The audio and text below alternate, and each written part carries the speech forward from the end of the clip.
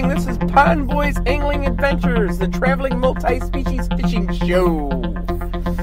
This morning's show will be brought to you by Mythic Gear Dry Suits. Dry suits for the masses.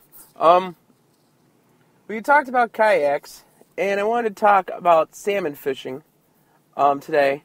And this weekend, I had my first experience kayaking salmon from Lake Michigan. I didn't get any kings. I fished, 11 hours with probably the best, group of fishermen up there. And part of my kayak wars team called Trout Mafia with a guy named Tom Harris is just fantastic. And I got the biggest brown of my life, which was about 29 3/4 inches, anywhere from 15 to 20 pounds. It was a beast. And it was awesome. I was terrified out there. And unfortunately, aside from my good time, there was a tournament, and a young man lost his life out there. It was windy. He went up kind of far. He was prepared, but still bad things happened, and he didn't make it. So I wanted to quickly talk about kayak safety, and more importantly, kayak safety in cold water. Now, we talked about being safe and having, your preserver on, possibly wearing wetsuit or dry suits, having your phone waterproof is a good idea. But the most important thing in cold water is you got to be dressed to swim and rigged to flip. I don't know who came up with that saying, but it makes a lot of sense. And then the other saying is that cotton can kill. Cotton is not what you want to be wearing, big puffy hoodies and stuff like that. You want a wetsuit or a dry suit. Wetsuit's going to keep you, it's going to keep your heat insulated. Those are more affordable. The next step up is dry suits. I own a dry suit. This is not an opportunity for me to be pushing Mythic Gear, but they are probably the most affordable, and that's why I got involved with them. Is because their dry suit was within their range, $300-400. But there's some fantastic dry suits out there. But a dry suit, especially if you're going to be fishing cold water a lot and deep water a lot. Like you guys that are on Lake Michigan all the time, I would be if I lived closer. You need a dry suit. Dry suit will totally keep you dry on the inside, but you have to, and all your layers go underneath a dry suit. And a dry suit has gaskets, rubber gaskets go around your neck and your wrists to keep water from going in. They're not easy to get on, depending on what brand you get and what type it is, especially how many layers you get on. And the gasket around your neck takes some getting used to. But if you fall in, it's going to buy you a lot more time. So that's something you need to consider, dry suit or a wetsuit. I want to talk about wearing smart layers. Now, you can do some research. I know fleece is one of them, but they sell a lot of new technology of fabrics that are meant to keep in your body heat or attract body heat and repel water and repel sweat. And that's what you want. You want these thin, smart layers. I did some research. Some of them get up there in price. Some of them don't. I found, a little embarrassing, but I found fleece women's leggings at Walgreens for like $5 a pair. And I put on 2 of those, and then I have some waterproof, water repellent, tighter running pants that I put on. And then I have a couple fleece tops. And that's what you want to do is you want, and I also have some like Under Armour, and there's this, Costco sold this, what was it called? 0 degree something, and it's real thin, so that was my base layer. It's a real thin underwear type of layer, which I wore, which is not like your thermal underwear, but you want to dress in smart layers, water, things that repel water, don't absorb water. Personal flotation device is an absolute must. If you don't even be an idiot and go out without one, if you do, you're a dumbass, because it can just be one little thing. You could be reaching for something in the back of your kayak, and one of your hooks could come loose and hook you in the face, and it scares you, and you know what I mean? You're trying to get that out, and then all of a sudden you move your leg the wrong way and you're in. Or you're anchoring wrong in a river, which I don't fish a lot of deep water, but the water gets cold, it gets fast, and I anchor wrong, I anchor sideways, the water catch me, flip my kayak, that's it, I'm in. All right, and then if I'm far from the car, and I get wet, and I didn't have a dry suit on, I could get hypothermia before I get back to the car. So it doesn't even have to be deep, And if you can, don't go out by yourself. Make sure you get a waterproof case for your phone. And if you don't, make sure you put it in a Ziploc bag until you do get one. They found, I'm just learning about this Lake Michigan fishing, and, you're going to need a good set of lights. My lights were okay. I had a pole, but I noticed everybody else had poles that were twice as high, so you could see them from a farther distance, which I thought was really smart. I had bright, great headlamps. Energizer sells probably the best headlamp I've ever seen, and it's only $15. They sell it everywhere. It's a red one, red or orange, and they sell it at Walgreens and Jewel, and it's $15, and it has like 5 modes. And the reason I like it is it has a red light mode, and I noticed the red lights don't attract bugs in the summer when I'm kayaking, as opposed to white lights. So I also, during the summer, I have a bunch of them anyway. I bought a bunch of these triangle lights from Harbor Freight that switch from bright LED to red. The more lumens that you read on an LED, the brighter it is. So I also got a little small portable lantern that I can fit in the back of my crate that I bring with me sometimes at night, just for I need a little extra light, or I just want, if I go under a bridge, or if I need somebody to see me from far away. And it's like 1,000 lumens, and it was like $20. So you can get some good flashlights and stuff, for without spending a lot of money. There's also a global identification or positioning system devices. I think it's called. The guys I fish with would know the initials, but it's like GERFERB, or anyway, they're global. They're markers that send out a signal that if you get in trouble. They tend to run a little bit high money, but if you're going to be out there all the time, you're going to have to spend more money. If you're going out there once or twice and you got some friends to watch over you, that's one thing. You're going to be going out there by yourself.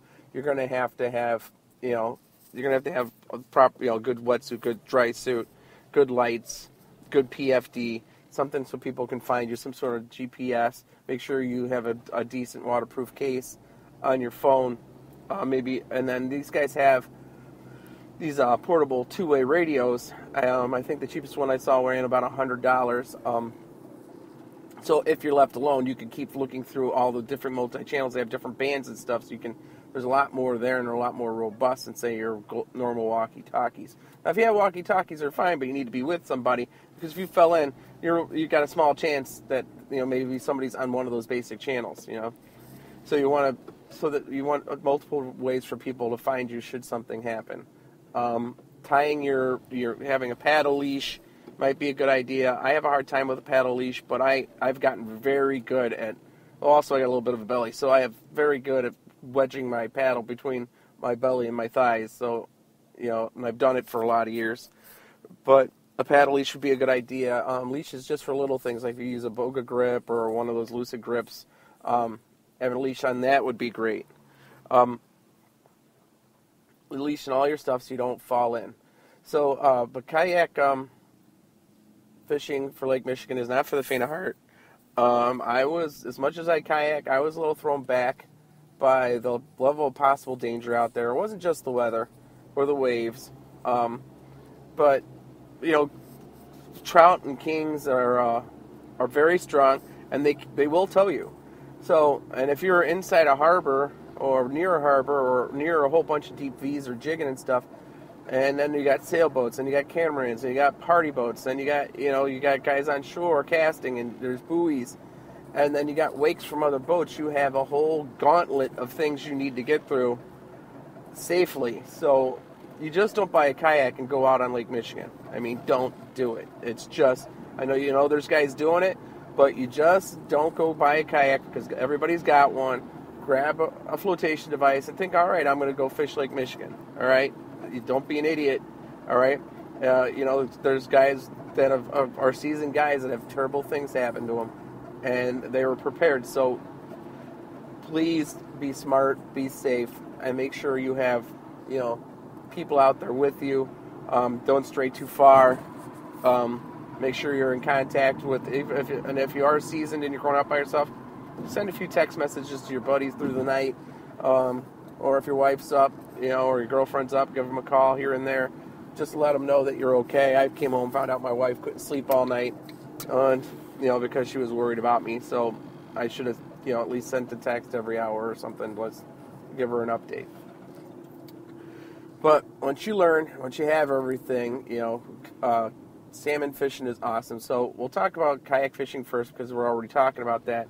And what the kayak fishing allows you to do, I noticed, is to throw a lot lighter, stick baits and crankbaits that you can't really get a lot of distance on when you're casting from shores, which is what I always used to do. So that was cool. And you can either cast, or you can, if you have a pedal kayak, you control, or if you have paddles, you control as well. But you got to make sure your rod holders are in a position in which you can paddle without hitting them. I bought an extension for my right side, and that worked real well, but my ram mount didn't have an extension on the left side, so I had to really, my rod had to be just in the perfect position for me to not keep hitting my rod with my paddle. But you can still cast just like you did from shore, except you don't have a bunch of people around you, so that's nice. You can just get in a calmer area away from boat traffic, and the guys casting from shore tie up somewhere or anchor if it's not too deep. And then you can start casting. You're casting whatever. So you want long rods, not too long, not noodle rods, because if you have a noodle rod and you're in a kayak, they work well because they use them for catfish and carp. But when you're pulling the fish back in, it's really hard to get the fish close to you, even if there is no current, to get your grip in its mouth or get your net underneath them. I had brought my larger rope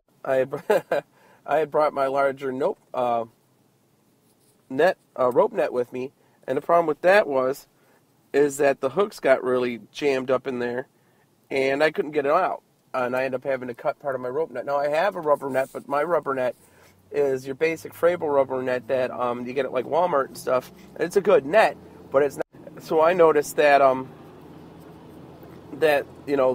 would have liked to have had a deeper rubber net if you're going to use one. Also, I noticed that some of the hooks on some of the baits are pretty cheap. You might need to replace hooks, which I hate doing, and I'm not good at it. I'm missing the gene for replacing hooks. It takes me forever. It's a torturous thing.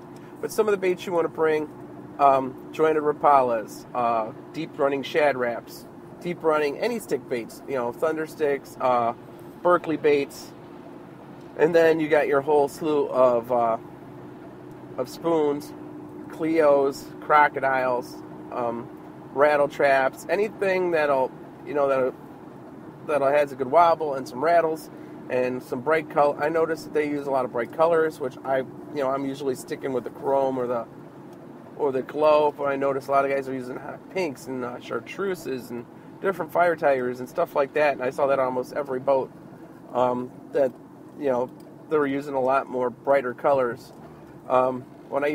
When I cast from shore, which I haven't done for a few years, I mostly threw spoons just because I could get them out there on a few heavy baits, and then I had to make sure that I had I did use my noodle rod because it gave me the leverage to get the smaller crankbait out there far enough. For you guys that don't have a kayak and you want to try it, you want to go right in the fall in the harbors. You come in close enough to cast, and you're going to be fishing off the rocks or a break wall. And you're going to need a really long-handled net. Some guys have built extensions for their nets because they can't reach the fish. Again, go with somebody. These rocks can be dangerous. I've dropped tackle boxes and lures and tripped on them, smashed my knee. I know guys have broken their ankles and stuff walking on break walls at night. You want to have plenty of lights. If you're going to be fishing real close to the edge, wearing a vest probably is not a bad idea. You always hear about these people that are falling in Lake Michigan and they find them the next day. So when you're going with other guys, you'll bring some coffee. You want to stay awake. Again, by yourself, you might want to, let somebody know that how your night's going, that everything's all right. Bring a snack, maybe some caffeine to keep you awake. Bug spray early fall. Make sure you got something to keep you warm because those winds shift and they get really cold. But the thing about salmon is, and you're thinking, but the thing about salmon is they'll just take it and they'll just scream.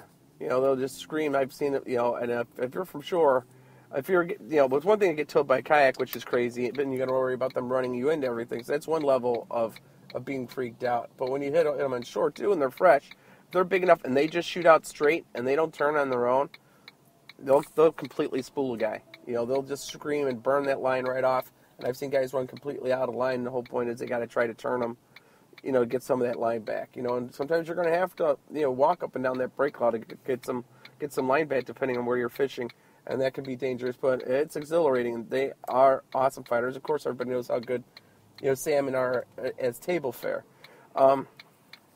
So, that's basically, casting, for salmon and kayaking for salmon. For the glow baits, you can either use your camera.